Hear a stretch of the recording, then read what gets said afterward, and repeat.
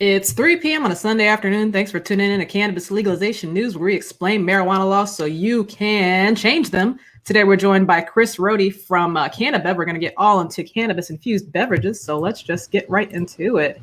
Hey, Tom, Nikki, and Chris, what's up? What's up?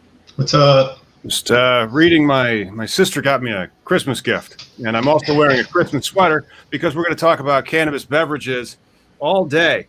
And this is an interesting one. It's from Bon Appetit, and it kind of gives you the milliliters. So, like, you can actually titrate it a little bit better. That's one of the more difficult things in the cannabis beverage world. And so, like, I have some tincture here, and I made sure to do some rough math. But I'm going to make one. Nice. Cheers. Please, by all means. Yeah, it's this is some what's this trim? 3 Barrows OG trim. So it's an auto flower, and of course, OG Kush is clone only, so it's not, but it's close. It's kind of gassy. It's good, and then you just Nice. There you go. Probably about like Cheers. maybe just a few milligrams in there. But Chris, thanks for joining us, man. Hey, man. Thanks for having me. Cheers.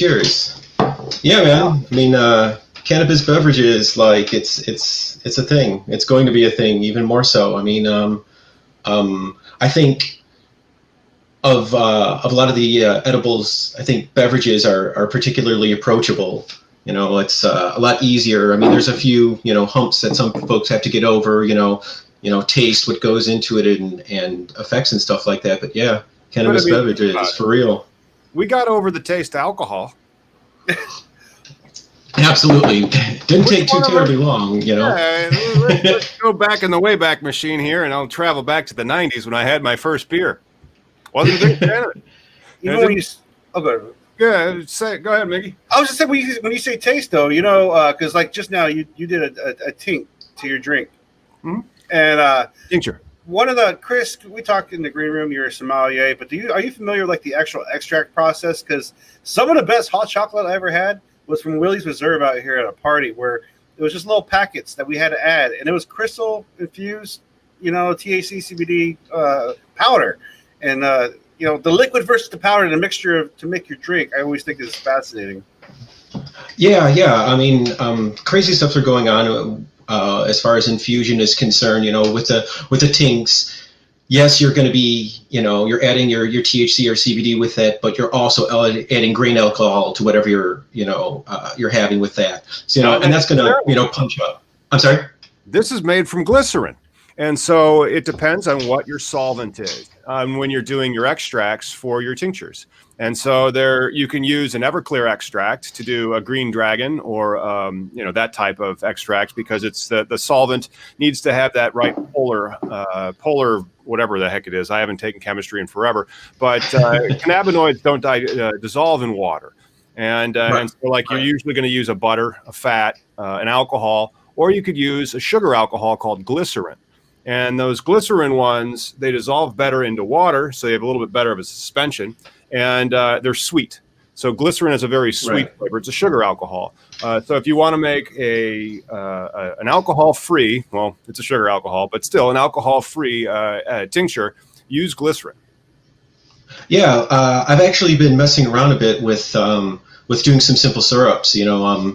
Doing THC simple syrups, doing kind of the Italian soda thing is a really great, easy thing to do, especially if you're hosting guests or you want to control how much sugar that you're consuming. When people realize how much sugar is in a can of pop, people are like, "Oh my God, it's that much sugar."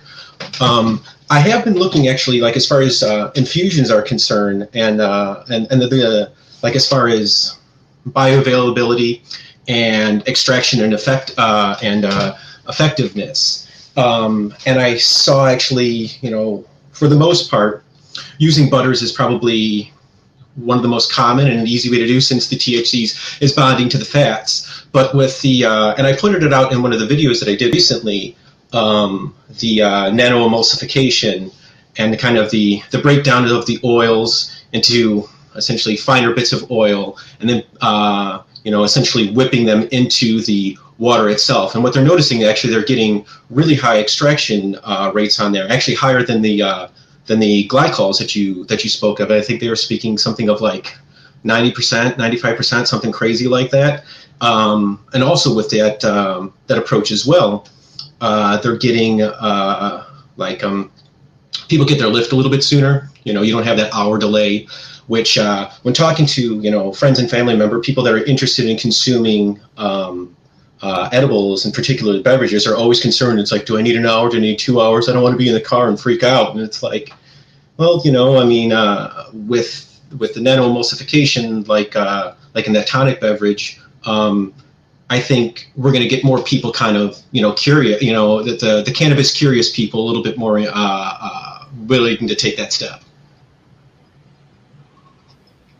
Yeah, definitely will help encourage more people to get involved, or at least experiment with this crazy thing called cannabis. But I know a lot of my friends are in the industry. As Tom mentioned, that THC is not dissolved by water, but that's like the great unicorn, right? That most people like. Once you can get this little powder mixture, and is there a greater potency versus powder versus tink? I mean, is there a thing? I don't know, because I'm not an edible guy. I can't. I don't want to speak, with authority on that. I think it all depends on, one of the big things that hinges on is, raw material. What are you using? Are you using the whole plant? Are you using just the flower? Things like things of that nature, I think really impacts with that. I mean, at a dispensary, you'll certainly see like, a chili powder or something, something of that nature. But you also see legacy people or legacy brands making stuff like that as well, that it's, just as effective. I think it all depends on, what people are willing to put into it, what they're willing to invest in. One of the biggest issues that I think that we all run into when it comes down to the effectiveness of cannabis products is, being able to trust, what the end results are going to be. Everybody has the story of a friend who consumed too much, or you consume too much and you find yourself lying on the floor. Blame me for this. Do you have any of the friends that blame you guys for it? Because then they'll be like, remember that one time you gave me that pill and I went to sleep for a weekend? I'm like, look, just because you're a pussy doesn't mean that I need to hear it. And I mean, I've had friends blame me for edibles, because I remember my first scrape with edibles about 2014 when Ginger came back from Steamboat when he was working at he was a chef over in Steamboat in Colorado. Comes back with these bomb ass caramels. I woke up like dead 2 days later, just dry mouth, everything. I'm like, what was that? And then I started doing more edibles. But these ones here, you can't see them very well because my green screen's screwing it up. But I guess nope, it's still doing it. But it says that it has this vegan gummies with fast-acting nanomolecular technology. So you were mentioning something about that earlier. What type of machines are they using to make that stuff? Or how? Can you explain more about that to us? It's crazy. You can actually buy them on the internet, which I would imagine it would be this huge machine, but it's tens of thousands of dollars. But essentially, what the machine does, from what I read, is that so when you think of oil and water, it has that kind of round shape, and it has a surface tension on there. What these machines do is break down the surface tension with steady vibration. And it breaks down those little bubbles into tinier and tinier and tinier bubbles until it essentially is dissolved into water. Man. Which is just like Mickey said, is the unicorn. Is the thing, I mean, you're going to see this stuff in a ton of stuff, What's the name of the machine? I can't remember it off the top of my head. I should have had my notes prepared. It's all right. I think I pulled it up, and then I just have to make sure that I can present it so that everybody, and then the people that are also listening at home, can have more edification regarding the all-in-one nano stabilizer. Simplifies making water-soluble CBD and THC. So we're gonna have to dive in more to this whole nano stabilizer process. Where it's oh look, it comes with a pricing request, tens of thousands of dollars. You said, yeah, it doesn't even disclose prices. That's quality. Yeah. It's I mean, I can post-date a check, but I mean, it's going to be a while before I get one of those. I'm going to get one of those resin presses first. It's one of those things, though, because people will reach out to me and get in contact with me because of their cannabis beverage dreams, as they want to get an infuser license, and I'll explain to them that's fine, get that infuser license. However, in Illinois, you're not even allowed to make that. I would imagine. Like, you have to buy raw material, and so that raw material may be what you put into that. So, like, maybe you'd buy the isolate or the distillate from a cannabis grower, and then you would have to run it through that machine to create your products. But the infuser in Illinois is not allowed to be a processor in the sense that that license type is in other states. Damn. Yeah. Wow. Yeah. I think, you know, it seems to be a way to kind of create that tiered system that we have. You know, same thing in the beverage world. You can't directly buy. You can't have your winery in California and have it in Illinois and stuff like that. And there's ups and downs to that kind of approach. Mm-hmm. It kind of prevents kind of the Amazonification eventually of cannabis across the United States when legalization goes. Like, then you can buy product from any kind of where. So I guess I kind of see. I can't wait. The reason. I'm sorry. Oh my gosh, I can't wait. I mean, I also just need to go to California, go to the Oakland area, and then get up into the hills. I mean, I would love to taste some of that outdoor grown stuff. We don't have that in Illinois. So when I went out to get my certification, we drove to Santa Barbara because we're like, oh, let's celebrate and go get some wine. And it's like, all right, cool. So we're driving from the valley to Santa Barbara, and we're driving. And I'm like, what's that smell? It's like, it smells like somebody hit a skunk. And my buddy rolls down the window. It's just a little bit like, what's going like? And it's like, he sees me smelling in the back, and he goes, like, that's not a skunk, dude. And it's like, I mean, there's just cannabis just everywhere, and it's like, whoa. And it's like, yeah, it's like, welcome to California. Well, especially that area of California, it's famous the world over, and it's the Appalachian aspect of it. However, you mentioned your certification. What type of certification did you get? Certified sommelier. Yeah, like to go to your point about the about the Appalachians, like, I mean, that's really the future of I see of cannabis. Talking about mesoclimates and microclimates and all that other kind of stuff. Cannabis from Illinois tastes different from cannabis from Iowa, from California, from the Pacific Northwest. That kind of thing. The outdoor grow thing is really going to be huge revolution. And the organic. Yeah. Oh yeah. Yeah, because I mean, everybody's weed. Eventually, I could see people looking down on premium indoor, being like, gosh, that stuff tastes the same no matter where you go. Yeah, you can tell. I mean, you have these newts, that thing, it was grown under this. It's robot weed. Well, it's not really robot weed. Yeah. Doesn't one of the dispensaries have that little like biped robot that goes around and checks on the weed now? Like, I saw something like that. Like, yeah, it's like a little biped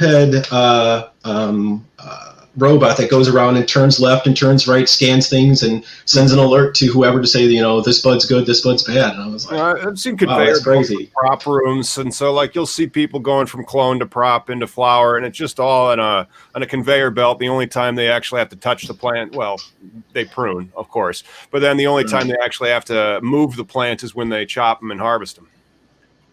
Hey, Chris, we're talking agreement, about the wine sommelier and the similarities with cannabis.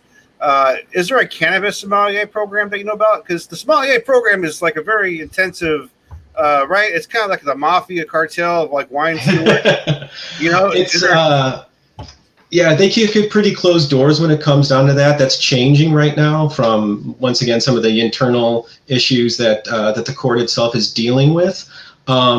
As far as the court of master sommeliers are concerned, they ignore cannabis. They don't even want to talk about it. They don't acknowledge it. It wasn't open until maybe the last 10 years, maybe, that beer actually finally got, a little bit more love, a little bit more recognition. As far as a cannabis sommelier is concerned, there's a number of academies out there. There's, like the Trichome Institute and, University of Amsterdam and stuff like that. And you can get a really good education when it comes down to, the the science of cannabis. And there's a lot of value there. There's a lot of value, but there's no like standard by which it's been established. The market itself is so young, it's on its infancy. It's more like its toddlerhood. Well, I can tell the audience, and thank you so much for tuning in on this episode of Cannabis Beverages. And we have a sommelier on, and there absolutely is going to be some type. They call him like a ganjier. We're going to have Max Simon from Green Flower on, so we'll have a post. We're also going to have Dr. Ethan Russo on, so we need to create like pictures of get your questions in to Max Simon or get your questions into Dr. Russo. But they've launched this type of sommelier for ganja. I think they're calling it like ganjier as opposed to sommelier. And we're going to have to ask him all of those types of questions. Yeah. But they spent several years, and Green Flower is, they've raised capital. They're, I think, headquartered somewhere near LA, and they have a learning platform for the cannabis industry. And one of these new ones that they have is, and they've partnered with, because they're in Cali, so they have all these people that have all this information and knowledge. And I think they've partnered with a lot of those growers and other people that have wisdom, like the people that have graded the thing about the weed smokers that grade the not the Emerald Triangle, the Emerald Cup, something like that, where these people that has been, maybe they're like second generation weed farmers or something. They've tasted everything. Yeah. And then so that's going to be an interesting course. I'm looking forward to taking it myself, just so I can experience more of the plant. Speaking of experiencing more of the plant, you know what it is? 420 somewhere. It's 420 somewhere. Where's my lighter? Oh my God, seriously, where is my lighter? Man down. I'm going to have to go old school. Dude. Oh, shit. Oh, man. Old school indeed. Okay. Hey, Lauren, help me comply with the YouTube standards and practices, please.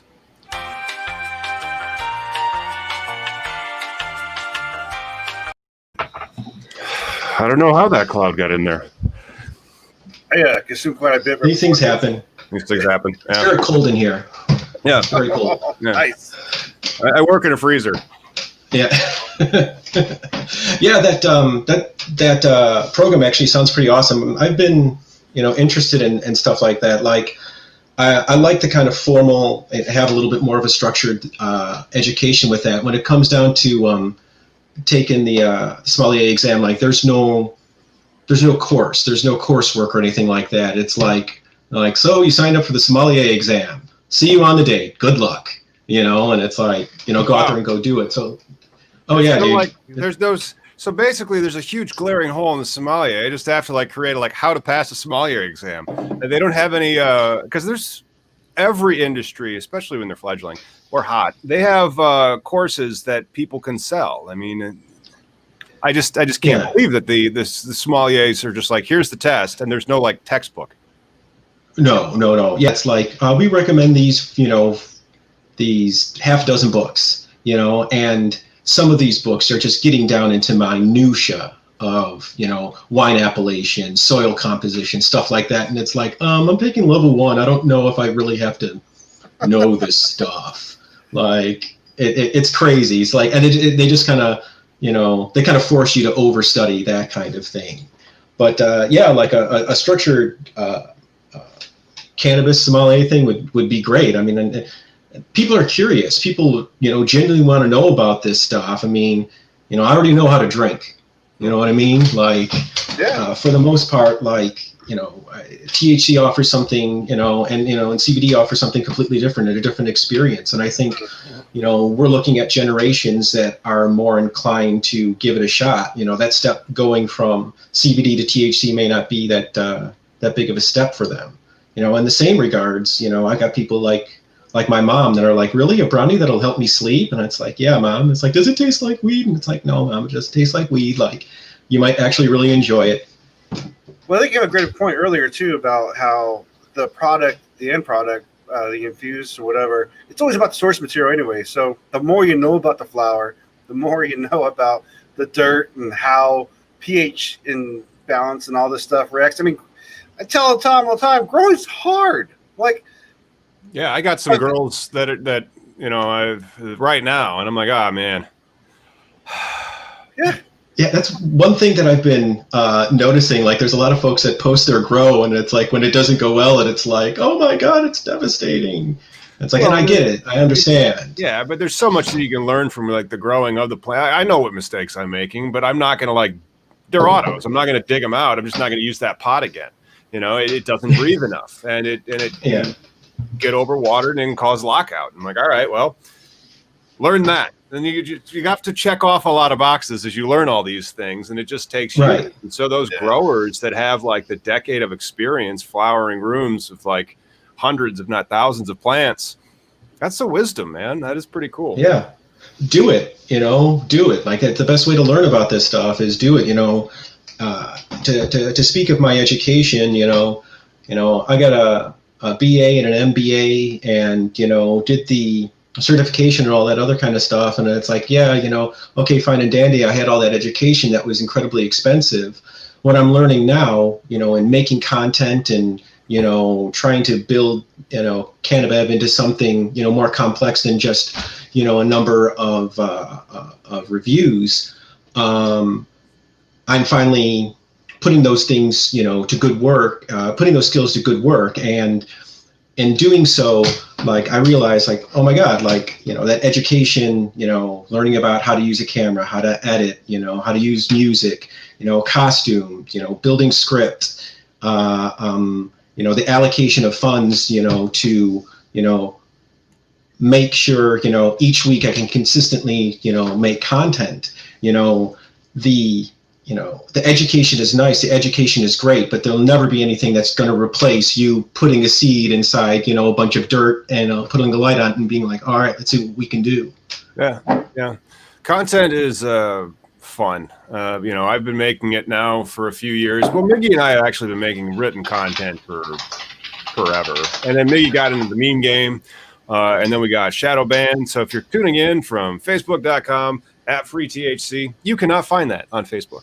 You have to like specifically go there, because it's one of those deals where I'm hoping that after the MORE Act passes, they'll unlock all these, shadow bans that they have. Because why do they have them anymore? Now they aren't going to be jeopardized. They're already got the feds up their ass already. Like, everybody's suing Google and Facebook and Amazon right now, every state at least.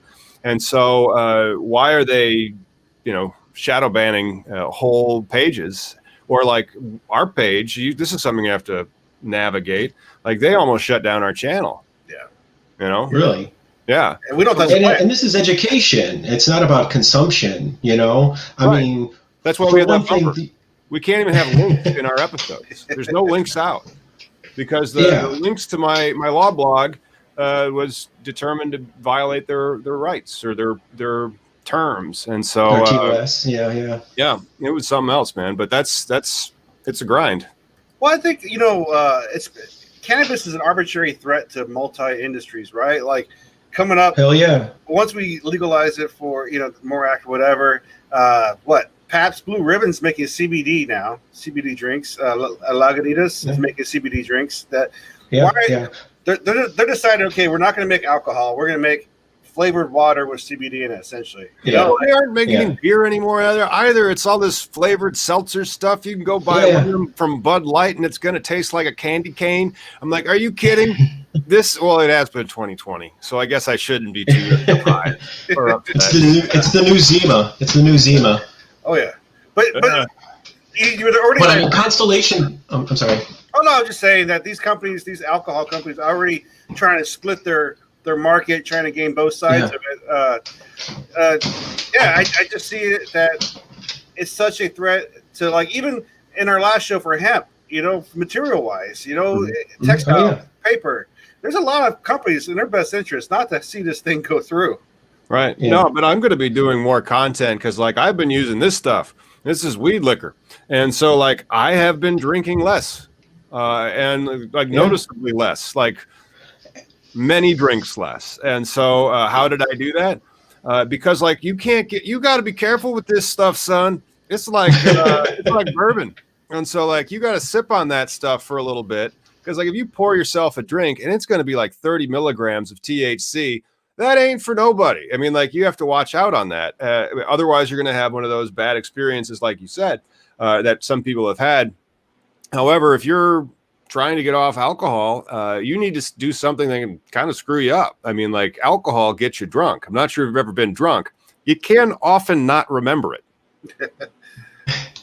Yeah. I mean, it's crazy. I mean, I have, good friends of mine that, used to work in the sales and distribution of wine and spirits and stuff like that.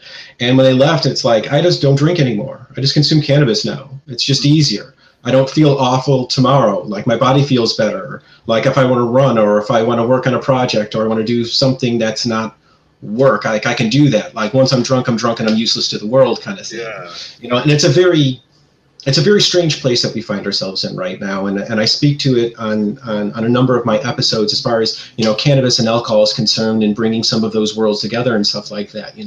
The crossfading is something that nobody ever wants to experience, But in the same regards, like, I think, once people, to go back to all of our earlier points, is like once people get a little bit more comfortable about what they think those beverages or edibles are going to be like they're going to make that change.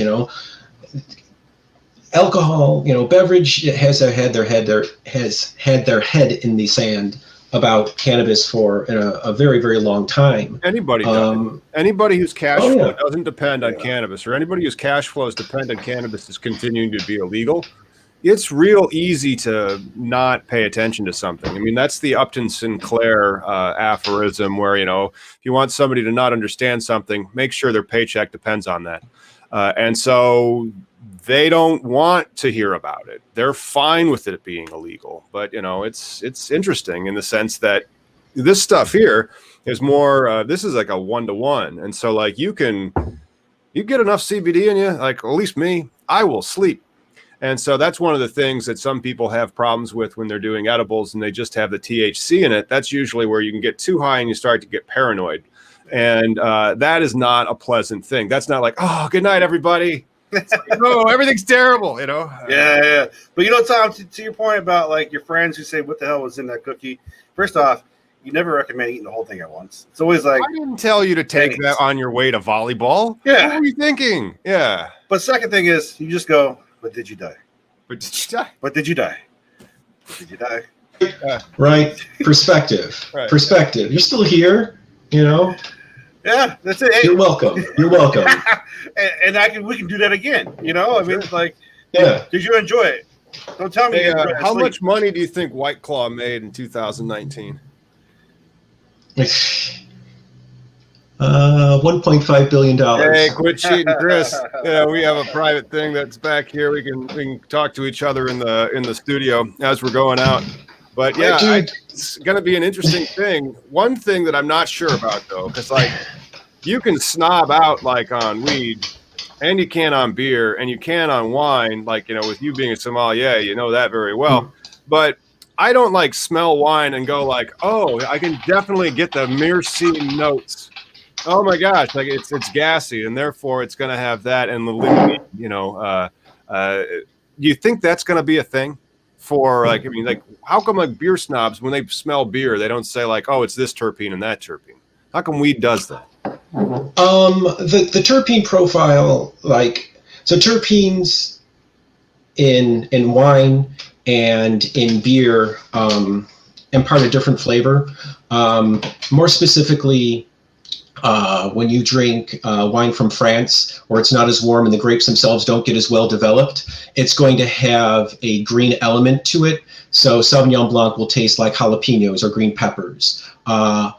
A Cabernet Sauvignon from California that didn't get as warm as it should have been will be very green, will taste like green bell peppers. Like out in Arizona, they have some wineries out there, and you would think, oh wow, it's so hot, it would make a very jammy, very full-bodied Cabernet Sauvignon. But it's actually so hot that the grapes themselves develop so fast that it still keeps that that greenness to it, and it's a very indicative thing. So like that's when you're talking terpenes in wine. As far as beer is concerned, the terpenes that are getting from hops themselves are myrcene and humulene, and that's why it's always that very unique, either grass clipping or grapefruit note that you're going to get with them. That's why those IPAs, like reek of grapefruit. It's because it's loaded with myrcene and humulene. Oh wow! You see, but then that's the thing. Like with weed, we get nerdy on it, and we actually use the technical terms.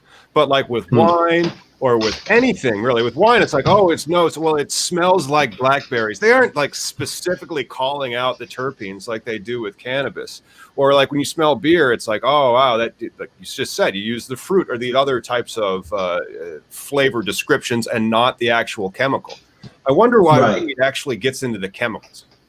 Well, I think with marijuana, weed, you bring up the word, we're debating about what we call it. Is it cannabis? Is it marijuana? Let alone phenotype versus strain. I mean, there's different layers of fucking semantics if you want to get into it. Mm-hmm. Just because I think of the illegality and then the us trying to prove that it doesn't kill anybody. Like there's all this weighted evidence saying, look, no one's died. But I wish that these terpenes could get in there. Like if White Claw made 1.5 billion in 2019, and I'm not having one. I'm Cali sober over here. I just have my seltzer. It's La Croix, and so like La Croix. But then these also have like these naturally flavored stuff that's in there. And so one of the aspects of cannabis beverages that I'm interested in, irregardless of the CBD or THC that you're putting into the beverage, are all these things. Like this stuff is, so that the terpenes of it and the flavor essences like they do with all the seltzers that they already have. How come I can't like have this one, which is like smells like blueberry muffins? It's are they going to have stuff more like that? So you could have strain specific seltzers, There are. I drink a seltzer that tastes like OG Kush. It probably comes down to cost, right? It's got to come down to cost of raw material. I mean, the cost of a gram of hops compared to a gram of cannabis is, got to be, significantly, different. I mean, to put an ounce of cannabis to, say you traditionally make a beer, and you're like, all right, I'm gonna get some really sticky, just cured cannabis flower and dry hop this. Like you can put that inside the fermentation vessel and do the whole thing, and you'll get extraction, and you'll probably get really, really good aromatics on that. That being said, the cost to do that would probably be astronomical. I mean, to make a beer now costs about 15 cents. If you do it at home, to do that, you would increase the cost of the beer by, I don't know, $4 or $5 a piece. Well, I mean, I think that's the reason why the big places don't do it. But think about hemp now, because I got pounds of it over there, like some Scarlet and some AC/DC. And so like you have, I mean, there's terpene profiles in that hemp and they vary all over the place, and they have some fairly high quality terpenes in there. The only thing that they really don't have, and like this stuff is primarily the CBD varietal. And so it doesn't have that liability risk when it comes to the federal laws. But I don't see any like seltzers that have CBD, except for the ones that have like, they're still flavored like with cherries, or they're flavored with like lemon and lime. And it's like $17 a 6-pack. You can get them, and they have 25 milligrams in them each. You can find them at Benny's Beverage Depot. No, they are not a sponsor, but I'm just saying they're out there, but they're like $2. And so I'd like to see, how do you flavor this stuff? Like how do we extract these terpenes? And then also, how do we infuse those things? So I guess I'm going to have to call industrial sonomechanics to see how much these, they're from Miami. Nothing from Miami is cheap, unfortunately. I'll go thirdsies with you guys, I guess. If we're going to go in that direction, that would be great. Well, think about it. We don't need the infuser license if we're just using hemp, bro. Well, it's true. It's true. I like it. I mean, a lot more of these CBD beverages are going to be coming out, once people become a little bit more receptive. I mean, I was at Benny's myself, and I saw some seltzers. Like, I think the flavor content is really kind of the big kicker on there. People really, from what I've gathered from friends and family members, is they don't like that cannabis flavor. So it's like, all right, I know like there's CBD I elixirs have to think out though, there. This like I get that people say that. I don't care. I'm not making it for them. I'm making it for like the people that love cannabis flavor. That's the point. It's like, well, why did you get that? It tastes like weed. Right. It tastes like weed. It's good. Yeah. Oh, have you guys seen hemp water? Yeah. So like, I don't understand where that, like, what's the point of water? that? I've seen CBD water. Well, I've seen it here in our grocery stores. It's just hemp water. I never looked at it like the CBD infused or not. But I've been to a party though, pre-times. It was a pre-420 times where they infused the pitchers of water with terpenes. Because I mean, that's what cannabis, that terpene profile you're talking about, right? Terpenes are found everywhere. Lavender, limonal, right? These are all going to be the same smell, same experience, same nostalgia. Now, I don't know where this guy sourced his terpenes from because they can come from China and some stuff that I would hope wasn't from. But I got farmers. But I'm just saying, like, it's kind of already out there, right? We can make a cocktail of terpenes and try and simulate, because that was the thing. One was Blue Dream, and when I drank it, it tasted just like Blue Dream. Another one was, I forget what it was, but I was just like, wow, this tastes like weed. Like, yeah, but like people that like weed like the taste of weed. Yeah. Yeah, that's kind of the point, isn't it? Tom. You know, like as a former smoker, like as a cigarette smoker, like I see a lot of people with their vaporizers, and it smells like strawberry bubblegum, and it's like, but like, you know, the tobacco is kind of the point, guys. Like, you're kind of missing out. Like, you got to have the sting. Without the sting, what are we doing here? You know? Yeah. Yeah, I mean, they're just addicted to nicotine. That's it. Yeah. That's a fun part. But to go back to your point about CBD beverages and THC beverages, Constellation Brands, who owns Corona, the Prisoner wines, all those Dave Finney wines, Kim Crawford, stuff like that, they got almost 40% stake in Canopy Growth. Like, they have every intention of turning this into a thing very, very soon. Yeah, but Canopy Growth is a cannabis company that just has magical powers to lose money. I would not want to be in a contract with Canopy Growth. They'd be like, wait, so we're going to take off, right? No, actually, we're going to have to declare super bankruptcy. Like, as soon as it's legal, we are gone. We can't declare bankruptcy until they legalize it. But then after that, sure, then we'll would you like to buy some more stock? And then they just try to raise some more money. Yeah. Right. I think like they're more effective in Canada itself, right? Where I think the industry, the cannabis industry itself has been doing a bit better than what we're doing since it's legal everywhere. Yes. Not so much. No. Canada did the opposite. They screwed up. They grew way more weed than there was demand. And so, like, America has more demand than we have weed, and so, like, we're changing that. But like, Canada overshot, and then I think they're trying to export and stuff now. But I mean, it's probably going to get back to normal. But like, everybody who was like a CEO of a CEO of a Canada cannabis company, I hate that frickin' Canada. So that they've all been fired. They've all been they're on to a different one right now. And yeah, if you really want to like look at a bad balance sheet, go get Canopy Growth and check that out. Yeah. Hey Tom, Nicholas, if you're still out there, he's curious if you can tell more about the Illinois laws and license concerning edibles. Yeah, that's right. That's your infuser license, but then you need to take your raw material, and then what's that raw material? And then, of course, if you only have that infuser license and you can't access that raw material because, for example, the person who's growing it gets also the infuser license. So, like, if you get a craft grow, you also are an infuser.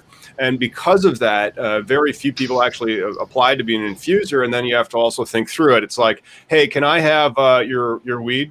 No. But I can't make my own extract. Sorry.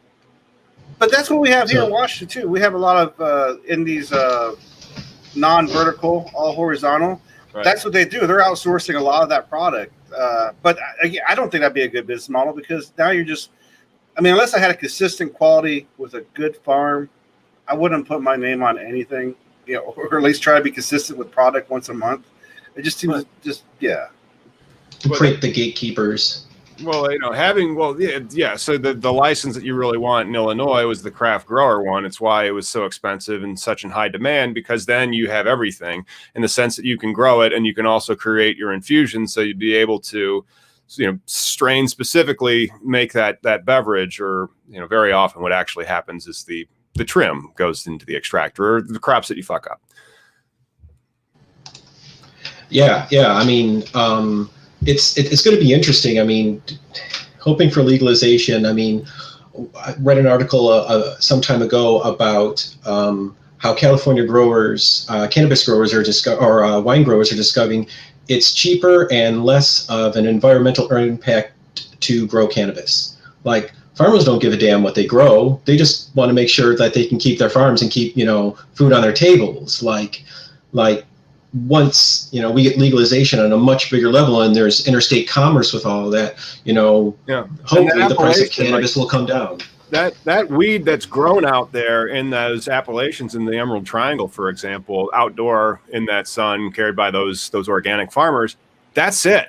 There's just that gram, like that's its season, and so I get just the sound of that export market going to California right there. And then if Mexico gets its act together and finally actually legalizes it, and then we legalize it, that would be a great thing for those farmers, and the stuff would fly off the shelves. I mean, I would buy it and I would pay a premium for it, especially if it has that little appellation. It's like the same thing with Bordeaux, but Absolutely. I mean, the best place, as far as we can tell right now, there's not a lot of information out there, but there's a reason why California is a tremendous place to grow wine. It's their climate. They have so many different climates out there. They have the appellation of California, or however, whatever else, Lake County or Napa County or whatever. Great, awesome. Maybe one day we'll be talking about, flood basin, Illinois flood basin weed and how good it is because of, silt deposits or something like that. Yeah, well, exactly. It's a big plant. And so like that Illinois soil right there might really, really lend itself to a particular type of crop that you would grow for fiber, or a crop that you might grow for some type of industrial purposes, but maybe not necessarily those flowers, simply because those flowers that you really want to keep it between like 70 and 80. And then you want that humidity of particular, setting. And that's one of the reasons why, there's just these little pockets. And that's, if you're just tuning in and you want to make $1 bazillion in real estate in the next 10 years, find all the pockets in the world that are similar to that area in California or in Colombia, and then buy those and put weed farms there. What about if it does legalize, do you see wine growers becoming a Martha Vineyards of cannabis now, just switching up their crops, saying, all right? Certainly. Of course, naturally it depends, how far they're into the game right now. Ask Gavin Newsom, he is the prince of the Plumpjack, winery empire. They ain't never going to change away from wine. They make too much money off of it. If you're a smaller operator in Sonoma County, Napa County, Mendocino, wherever, Central Coast, and it's hey, switch over, this might be a family operation, but we can, increase your profit margins by 30%. They'll be rip them, let's do it. No, think about the cost of doing business. A winery ain't cheap, but growing weed outside in the right climate, and then you have a barn to hang it, and then some things to make sure that your cure isn't fucked up and all that. You're going to need some equipment, but way less space. Yeah, we're speaking about space, right? Storage for the drying, the curing, storage for the transit. Then the finished product. If you were making raisins, for example, as opposed to wine, so you have to do all that processing to get it into wine. And then you have to do that aging to get it into wine. It'd be more like if you were going to be a hash maker. And so there would be, or a processor. There's just more, there's just more labs. There's just more equipment that you need to carry out your business. Right. We're talking, crushers, that cost, tens of thousands of dollars. Fermentation tanks that cost tens of thousands of dollars that you have, a dozen of. An oak barrel that costs you $225 a piece. That's only a couple cases of wine right there. A cost of a bottle is $2. A cost for a container for cannabis in it is a nickel. Your cost. Paper bags are way down. course, you're not allowed to use paper bags. I said paper bags are cheap, but you're not allowed to use paper bags. Yeah. Well, and handshakes don't have taxes. I'm just saying. Well, do you think that when we do have the cannabis beverages that, because like they don't do it for alcohol, but they might do it for weed? Because like for alcohol, it's the same can. Like, if this was a Miller Lite and as opposed to a La Croix, it would be the same. Like, click, it's open. It's not like, oh my gosh, those are for 21-year-olds and up only. You have to make that a child-proof alcohol container. No, that's not fucking there. And so, like, is that going to be a thing for weed drinks, though? It's going to be like, hey, it's too easy to drink this. You need to make this a child-proof. So, like, you have this weird, stupid unlocking mechanism so that you can get at something that can't kill you and is safer than alcohol.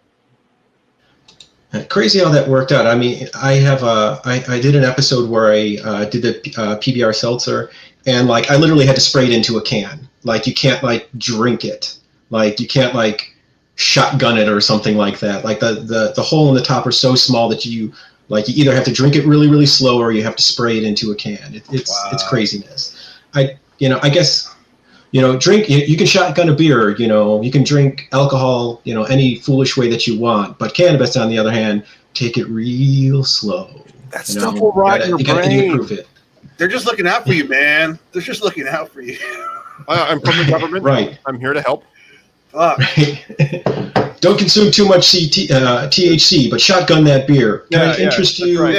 If you put that weed into the beverage, and you try to drink that weed, no. Right. Weed is not for drinking. What you need to do is you need to get a lot of grain, and then we're going to mill that grain. We're going to mix it with some water to unleash some sugars, pour some yeast in there. Then we're going to boil that. And after that, we're going to let it sit for a bit, and then we're going to drink it. Get that plant out of here. Right, exactly. Yeah, like all the beer games, like Spencer Gifts, the beer bongs. Like, I mean, and a long time. Beer bongs. Yeah. But a long time ago, you couldn't walk into a glass shop and be like, can I have a water pipe, please? Get out. This is for tobacco only. Narc. Seriously. Yeah. Yes, I've been kicked out of my head, or my share of pot shops and head shops. It's interesting. Like, I mean, it's just a perspective, that people have, on people that consume THC, and that's one of the main tenets actually of my channel itself is that, it's like, hey, like I consume THC, I hold down a job, I create content, I script things, I do my adult life kind of things. I'm a dude just like you, but if I came home and had 2 scotches, you wouldn't have a thing to say. I come home and I have a joint, and it's like, won't somebody please think of the children? Especially considering where you're coming from, Chris. You're broadcasting from the birthplace of Jack Benny, Waukegan, Illinois. And so that's really close to the border of Wisconsin, right? I think the man just got him, dude. Oh, the man got him. Hate when the man gets him. Nope. See, they know. See, they know. Yeah. I mean, I'm essentially Wisconsin right now, which is unfortunate. Like I say, it's where I live is inconvenient from everywhere. Though I have been in Peoria. I have gotten lost in Peoria multiple times, drove the one way down 74 and then looped all the way around. Yep. Peoria's fine. I'll be here for a bit. Peoria's precisely. Waukegan's fine. It's like being in the booming metropolis. Thank you. Thanks for having me, guys. Where can you go to find and follow what you got going on at CannaBev?